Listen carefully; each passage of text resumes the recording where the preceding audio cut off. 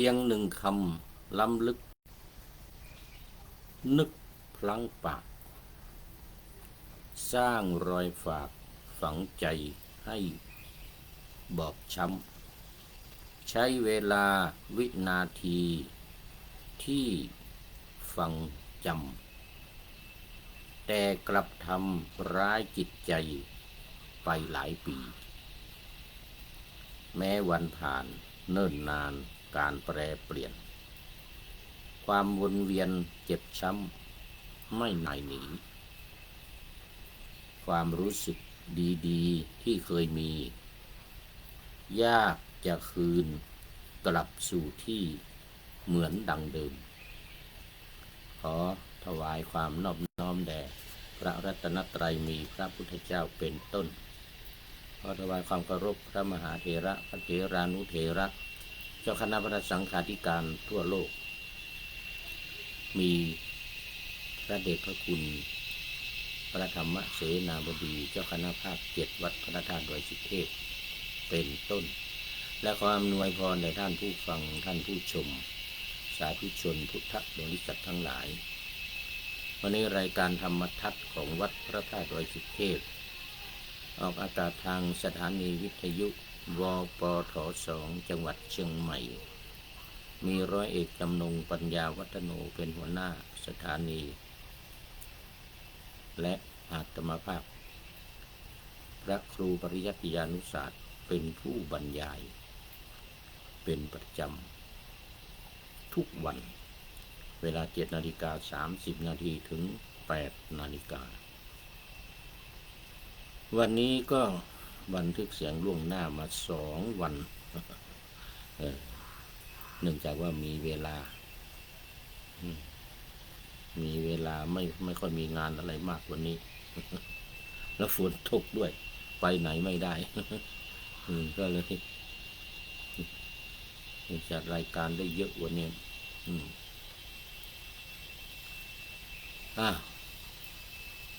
วันนี้ FC ตัวจริงยังไม่เข้ามาเอาธรรมะกันเลยวันนี้ผู้ทำบาปเป็นปกติย่อมเศร้าโศกในโลกนี้ตายไปแล้วก็ยังเศร้าโศกในโลกหน้าชื่อว่าเศร้าโศกในโลกทั้งสองเขาย่อมเศร้าโศกเดือดร้อนเพราะเห็นกรรมที่เศร้าหมองของตนนี่เป็นเรื่องของการทำบาปทำกรรมจุนทะสูกริกเรื่องนายจุนทะผู้ฆ่าสุกรฆ่าสุกรเป็นประจำ55 ปีฆ่าสุกรมาเป็นเวลา55 ปีไม่ทำบุญกุศลอะไรเลยบ้านก็อยู่ใกล้วัดเชตวันนะเชตวันมหาวิหารสมัยนั้นพระพุทธเจ้าประทับอยู่ที่เชตวันก็ปรารภถึงนายจุนทะผู้ฆ่าสุกรเนี่ยนะตรัสพระธรรมเทศนานี้แก่ภิกษุทั้งหลายคือทำจนเป็นเราเรียกว่าเป็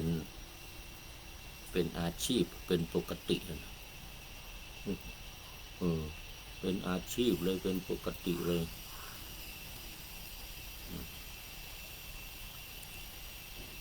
แต่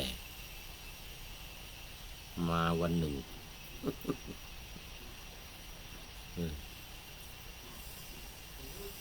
เกิดไม่สบายขึ้นมา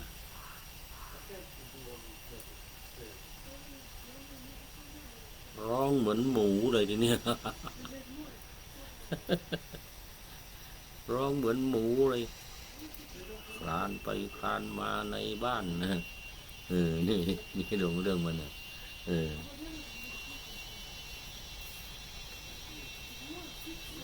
เนี่ยคนฆ่าหมูผู้เลือดเย็นว่ากันนะนี่ นายจุนทะเป็นชาวราชคฤห์เขามีอาชีพเลี้ยงหมูและฆ่าหมูขาย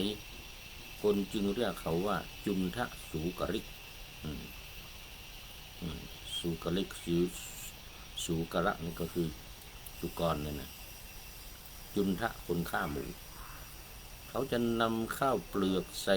เกวียนเร่ขายไปตามชนบทแล้วประกาศเชิญชวนนะ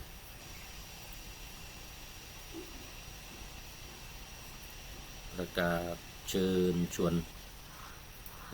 ผู้ชนทั้งหลายนะ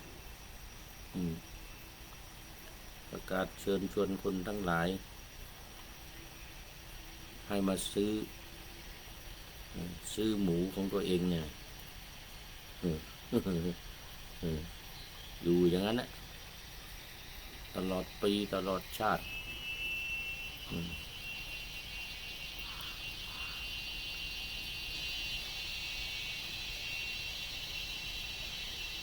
ตลอดปีตลอดชาติ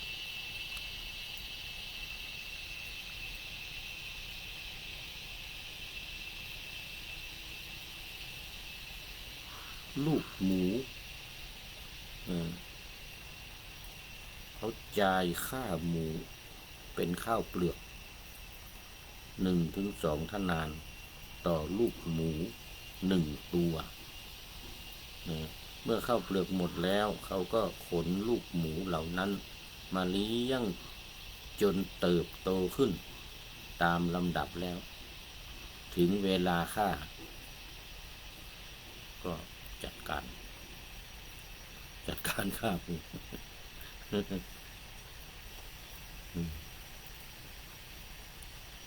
ไปตามชนบท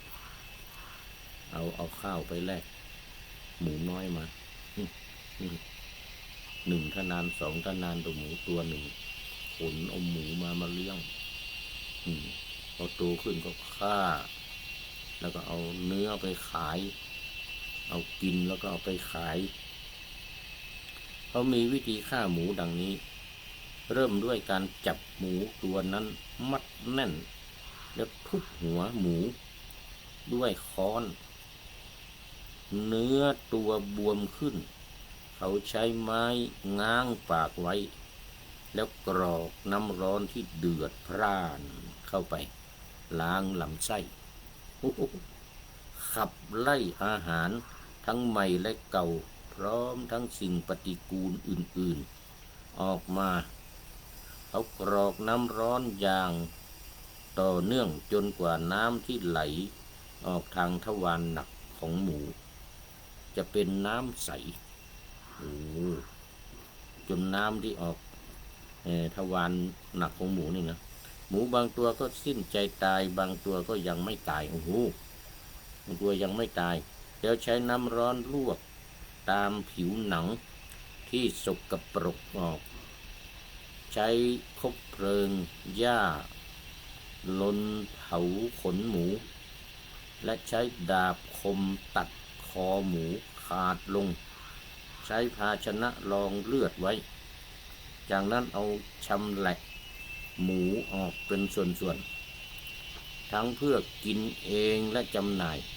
เขาทำอยู่อย่างนี้นาน55 ปี55 ปีนะเขาไม่เคยเข้าไปในพระเวฬุวันวิหารไม่เคยถวายภิกษาแม้เพียงทัพพีเดียวบุญแม้อื่นๆเขาก็ไม่ได้ทำเลยทำบาปทำแต่บาปอย่างเดียวจนวันหนึ่งโรคบางอย่างเกิดขึ้นร่างกายของเขาร้อนรุ่มดุบกายเขาไปอยู่ในอเวจีนรกแล้วความร้อนในอเวจีมหานรกปรากฏแก่เขานายจุนทะรู้อยู่คนเดียวเป็นความร้อนในกายที่เกิดจากอกุศลกรรมให้ผลร้อนในร่างกาย ความร้อนเพิ่มความทุกข์กายทุกข์ใจยิ่งขึ้นจนคุมสติไม่ได้เขาส่งเสียงร้องดังลั่นเหมือนหมูถูกทุบตีกรอกน้ำร้อนนี่หมูบางตัวยังไม่ตายเนี่ยกรอกน้ำร้อนเข้าปากไม้ง้างปาก คลานไปทั่วเรือนภรรยาและพวกญาติเกรงใจเพื่อนบ้านจึงช่วยกันจับเขาขังไว้ในห้องถึงกระนั้นตอนกลางคืนเสียงร้องดุดหมูของเขาก็ดังไปโดยรอบ7 หลังคาเรือน เพื่อนบ้านถึงกับนอนไม่หลับพวกภิกษุเข้ามาบิณฑบาตในละแวกนั้นต่างได้ยินเสียงหมูร้องคิดว่านายจุนทะสูกริกฆ่าหมูขายเหมือนทุกวันแต่ความจริงไม่ใช่เป็นเสียงนายจุนทะ ในวันที่8ภิกษุทั้งหลายไม่ได้ยินเสียงหมูร้อง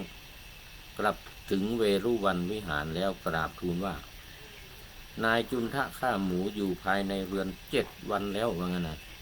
วันนี้เขาน่าจะมีงานมงคลอะไรสักอย่างหนึ่งแน่ๆจึงไม่ได้ยินเสียงหมูร้อง แล้วพระเจ้าข้านะเขาไม่มีเมตตาจิตหรือกรุณาจิตเกิดขึ้นบ้างเลยว่างั้นโอ้พระพุทธเจ้าตรัสว่าเขาไม่ได้ฆ่าหมูหรอกเขากำลังประสบผลของอกุศลกรรมอยู่เขาถูกความเร่าร้อนจากอเวจีมหานรกถาโถมใส่อยู่จึงส่งเสียงร้องแบบหมู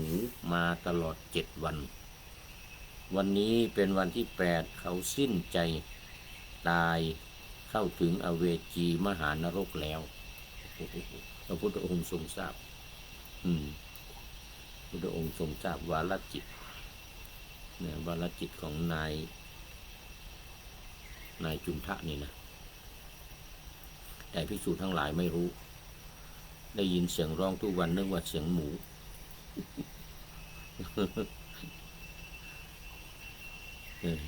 ภิกษุทั้งหลายทูลถามว่าเขาประสบความโศกในโลกนี้แล้วยังถึงฐานะที่ต้องโศกเศร้าต่อเนื่องอีกหรือพระองค์ก็ตรัสว่าเป็นอย่างนั้นผู้ประมาทย่อมเศร้าโศกในโลกทั้งสองแน่แล้วตรัสภาษิตนี้ภาษิตที่ว่าเมื่อกี้นี้นะ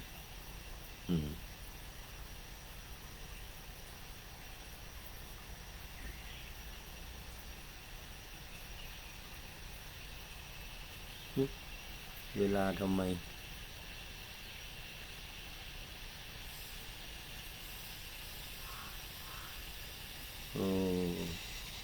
เดี๋ยวก่อนดูเวลาผิดแล้วก็มั่ง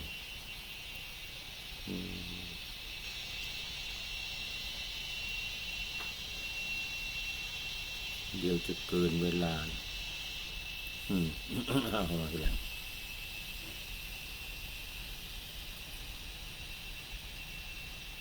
ผู้ทำบาปเป็นปกติย่อมเศร้าโศกในโลกนี้ตายไปแล้วยังเศร้าโศกในโลกหน้าชื่อว่าเศร้าโศกในโลกทั้งสองเขาย่อมเศร้าโศกเดือดร้อนเพราะเห็นกรรมที่เศร้าหมองของตนผู้ทำกรรมอันเป็นบาปต่างๆย่อมเศร้าใจในโลกนี้แม้สมัยใกล้มรณะก็ยังเศร้าโศกว่าเราไม่ได้ทำกรรมดีไว้เราทำกรรมชั่วไว้นี่เรียกว่าเป็นความทุกข์โศกเพราะกรรมเมื่อเขาเสวยผลบาปอยู่ในอเวจีมหานรกก็เรียกว่าละไปแล้วย่อมทุกข์โศกเพราะบาปให้ผล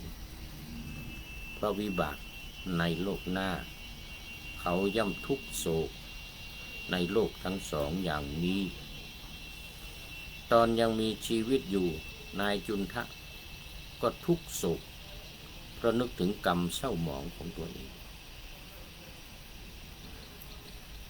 นึกทีไรก็เดือดร้อนคือพร่ำเพ้อรำพันถึงความลำบากทางกายและทางใจ อันนี้คติธรรมความรู้การฆ่าสัตว์ขายเป็นอาชีพที่มนุษย์ยอมรับกันว่าสุจริตแต่เมื่อมองลึกลงไปในจิตใจก็เป็นความทุจริตเพราะฆ่าด้วยจิตฝ่ายชั่วคือโทสะอันหนึ่งสัตว์เหล่านั้นก็ไม่ยินดีไม่พอใจไม่อนุญาตให้เขาฆ่านอกจากเป็นปาณาติบาตข้อที่หนึ่งแล้วเนี่ยมันยังเป็นอทินนาทานด้วยเป็นการขโมยชีวิตเขาอะคือถือเอาโดยไม่ได้รับอนุญาตถือเอาโดยไม่ได้รับอนุญาตนี่ก็เรียกว่าถือเอาโดยเป็นขโมยนะถือเอาโดยความเป็นขโมย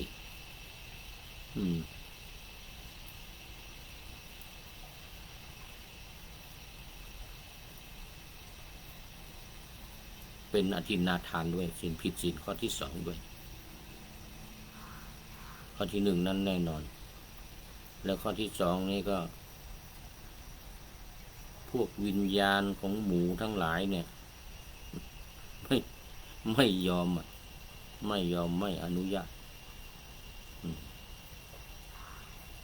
เพียงแต่ว่าจุดหนึ่งที่ว่าหมูนี้เขาซื้อมาเป็นสิทธิก็จริงอะเป็นสิทธิมาตั้งแต่เล็กแต่น้อยไม่ได้ขโมยมาก็จริงแต่ซื้อเอามาเอาข้าวไปแลกเอาข้าวไปแลกออกมาตัวละ1 ธนานบ้าง2 ธนานบ้างอย่างเงี้ยสมเด็จพระสัมมาสัมพุทธเจ้าตรัสเรื่องกรรมว่าสรรพสัตว์ทั้งหลายที่เกิดมาแล้วแต่เกิดเพราะกรรมล้วนแต่เกิดเพราะกรรมของตัวเองเพราะว่าตัวเองได้ทำกรรมไว้จึงเกิดมาทำกรรมนั้นต่อเป็นอาชีพเป็นอาชีพทำกรรมดีก็ได้รับผลดีทำกรรมชั่วก็ได้รับผลชั่วครั้นเกิดมาแล้วจึงควรเร่งทำกรรมดีหนีการทำกรรมชั่วกรรมดีทางพระพุทธศาสนาเรียกว่าบุญหรือกุศลความจริงบุญกับกุศลก็จะต่างกันไปนิดหนึ่งนะต่างกันไปนิดหนึ่งเพราะว่าบุญกุศลมันแปลว่าความรู้ความฉลาดความเข้าใจทีนี้กุศลนั้นนี่ก็คือกุศลแต่บุญน่ะมันคือการทำความดีทำให้ใจสบายชำระจิตใจกรรมชั่วทางพระพุทธศาสนาเรียกว่าบาปหรืออกุศลแต่ชีวิตของคนบางคนไม่รู้จักบาปและไม่รู้จักบุญคนอย่างนายจุนทานี่นะจุนทาสูกริกนะบุญก็ไม่รู้บาปก็ไม่รู้นะเข้าลักษณะที่ว่าเห็นบุญเป็นคำสาปเห็นบาปเป็นคำพรเป็นการอวยพรนะบาปนี่นะ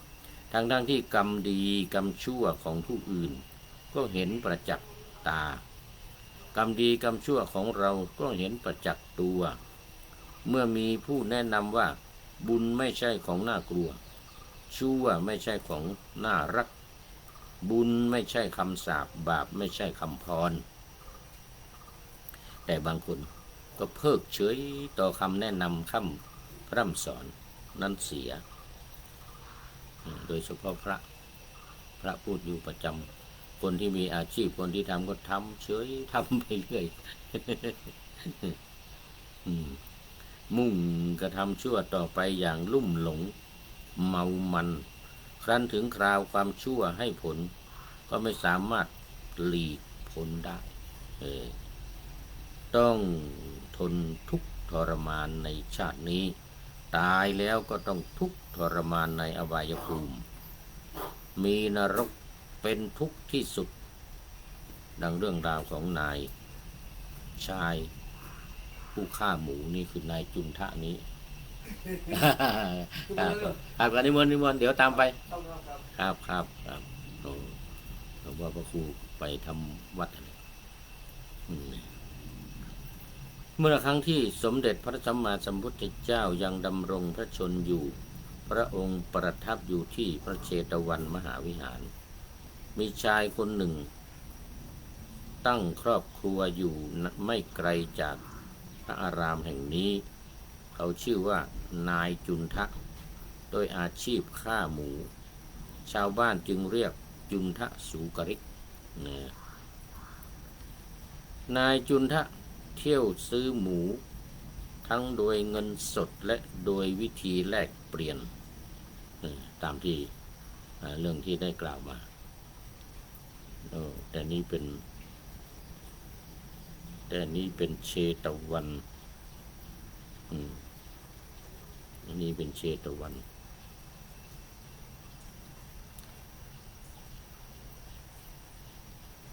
เดี๋ยวดูกันมันจุนทสุกริกอันเดียวกัน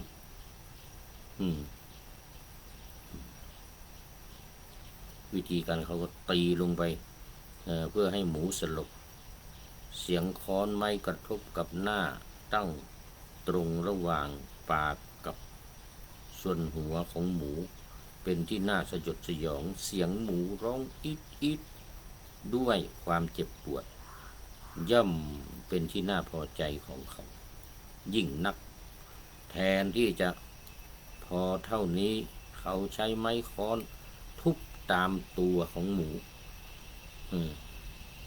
ไม่แรงนักทั้งนี้เพื่อให้เนื้อหมูมันช้ำจะได้กลายเป็นเนื้อฟูและมีสีแดงเพราะห่อเลือดทั้งตัวทุบให้เลือดห่อ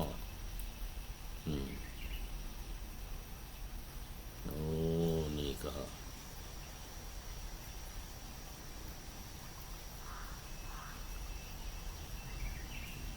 เพื่อนบ้านเห็นนายจุนทะก็ออกปากชวนที่ว่าเมื่อกี้เนี่ยที่ว่าชวนเมื่อกี้นะผ่านมาก็ชวนว่าพ่อคุณพ่อจุนทะว่างั้นนะมาเถิดมามะละปานาตัดใจไปวัดวาหยุดการฆ่าพระราชสุกรหากหลงประสงค์ฆ่าเกิดชาติหน้าพาเดือดร้อนตายไปตกไฟฟอนนอนมอดไหม้ในนรกนี่ทุกครั้งที่เพื่อนบ้านชวนเขาก็ตอบกลับไปว่าขอบคุณครับขอบคุณที่การุณหนุนชักนำเชิญท่านมันกระทำกรรมดีเถิดประเสริฐศรีแน่นี่ว่าอย่างนั้นได้อีกสวรรค์พระท่านบอกพระมาหลอกว่ากรรมดี ว่ามาหลอกนรกก็ไม่มีพระท่านชี้ไปลางๆเหมือนกันนะ สวรรค์นั้นคือเงินรวยแล้วเพลินเดินกว้างขวางยากจนคนถากถางคือนรกตกใต้ดินหมายถึงคนยากคนจนที่ถางไร่ถางนาเนี่ยนะคือนรกตกใต้ดินว่างั้นนะพวกท่านฉันขอบอกถูกพระหลอกถูกพระปอกลอกทรัพย์สินคือโทษพระนี่พวกพระตะกระกินบิณฑบาตขาดความเพียรมานะคือไม่ทำการทำงานความหมายของเขานะ ฟังพระเทศนาฉันคิดว่าน่าปวดเสียนฟังนานพานอาเจียนค่าหมูขายได้เงินทอง อารมณ์ดีซะด้วย ไอ้จุนทะนี่นะโอ้โหอารมณ์ดีเลยอันนี้ในวันที่3ยมทูตปรากฏตัวต่อหน้านายจุนทะพร้อมด้วยหอกอันแหลมคมแล้วกล่าวกับเขาว่าฮ่าไอ้สาธาน ยมบาลมาแล้วเหวยจุนทะฮ่าเอ๋ยนะผู้เพิกเฉยต่อกรรมดีเจ้าทำกรรมวิบัติมุ่งฆ่าสัตว์ด้วยบัตรสีมากมายหลายวิธีมิเคยมีความเมตตาวันโกนและวันพระมิเคยละเฉลยหนาเพื่อนเตือนก็เบือนหน้าซ้ำค้อนว่ามีปรารมณ์จิตเจ้าเฝ้าเกลือกกลั้วกระทำชั่วมั่วสั่งสุมไปหาพระยายมให้ท่านทรงลงอเวจี นายยมบาลมานายจุนทะอุบาสิกาบันดาลให้เห็นสภาพของนรกที่นายจุนทะลงไปเสวยกรรมนะพระพุทธองค์นะสมเด็จพระบรมศาสดาสัมมาสัมพุทธเจ้าก็ตรัสแสดงผลกรรมของนายจุนทะแก่ภิกษุทั้งหลายและอุบาสกอุบาสิกาทั้งหลายว่าผู้ใดใจหยาบผู้ใดใจหยาบมิซึมซาบกลัวบาปกรรมเห็นบาปเป็นเรื่องขำมุ่งกระทำมิยำเกรงฆ่าสัตว์ตัดชีวิตอำมหิตคิดข่มเหงทำไปใจคลื้นเครงเป็นนักเลงเก่งปานาอีกทั้งเป็นมือปืนฆ่าผู้อื่นด้วยหันษาครั้นได้เงินทองมาดื่มสุราบ้าพนันผู้นั้นต้องคำสาปต้องแบกหาบบาปมหันต์กรรมชั่วตัวสร้างสรรค์พลันเดือดร้อนเมื่อก่อนตายยมทูตผู้พูดเหี้ยมหาญฆ่าวิญญาณปานกระหายพาตกนรกร้ายปรากฏกายหน้าพยมท่านสั่งยมบาลทรมานให้สาสมอาวุธสุดแหลมคมพุ่งทิ่มแทงทุกแห่งกายน้ำทองแดงร้อนแรงมากกรอกเข้าปากหลากหลายดิ้นรนกระวนกระวายอย่าหมายพ้นผจญกรรมผลที่บีทาสัตว์โทษวิบัติสัตว์เติมซ้ำปานาใครบ้าทำต้องรับกรรมสุดช้ำอันนี้เป็นบทประพันธ์ของพระเทพปฏิภาณกวีเจ้าคุณพิพิธวัดเทพวัดสุทัศน์เทพพวรารามเนี่ยเจ้าคุณพิพิธวัดสุทัศน์เทพพวรารามสรุปผลกรรมของนายจุนทสุกลิกนี้ไว้ขอบคุณโมทนาเป็นอย่างยิ่ง กับพระเดชพระคุณหลวงพ่อวันนี้หมดเวลาเดี๋ยวต้องดูข้อคิดท้ายรายการนี้หน่อยจากผู้ใดเนาะแลโอ้แคปแกรมเบตงอีกแล้ว แคปแกรมเบตงบอกว่าเพียงหนึ่งคำล้ำลึกนึกพลั้งปากสร้างรอยฝากฝังใจให้บวกช้ำใช้เวลาวินาทีที่ฝังจำแต่กลับทำร้ายจิตใจไปหลายปีแม้วันผ่านเนิ่นนานการแปรเปลี่ยนความวนเวียนเจ็บช้ำไม่หน่ายหนี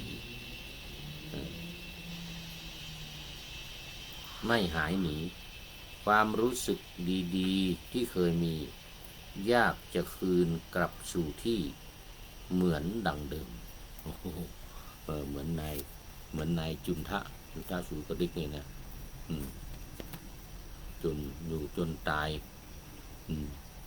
55 ปี จนตายพอถึงเวลามาใครก็ช่วยไม่ได้ตัวเองก็นึกไม่ออกร้องเหมือนหมู 7 วันอยู่ในบ้านเอาละตอนนี้หมดเวลาขอนำรายการธรรมะทัดไปก่อนแล้วจะย้อนมาใหม่ในวันหลังเพื่อให้ท่านทั้งหลายได้รับฟังพระธรรมเทศนังเหมือนดังเดิมตอนนี้ขอต้อนรับปฏิโยสานะกัลยาณธรรมโมท่านอาจารย์แสงทองแสงธรรมกราบท่านพระอาจารย์มหาที่เคารพครับเมื่อนะกราบนมัสการด้วยความนอบน้อมและโอเคสาธุครับผมเป็นปริโยสานะกัลยาณธรรมโมครับผมเป็นผู้ที่มีธรรมอันงามในที่สุดได้แก่ปัญญาวันนี้สุดท้ายเข้าสู่เส้นชัยของรายการหมดเวลาพอดีเป็นธรรมะจากพระไตรปิฎก3ธรรมบทอันงดงามบรรยายเสริมอธิบายใจความเหมาะมาต่อเติมยกนิทานดั้งเดิมเสริมบทธรรมขอทุกท่านสุขกายสบายใจปรารถนาสิ่งใดอันเลิศล้ำจงเพิ่มพูนตามบุญงามและตามกรรมที่ได้บำเพ็ญไว้ทุกประการขอเจริญพร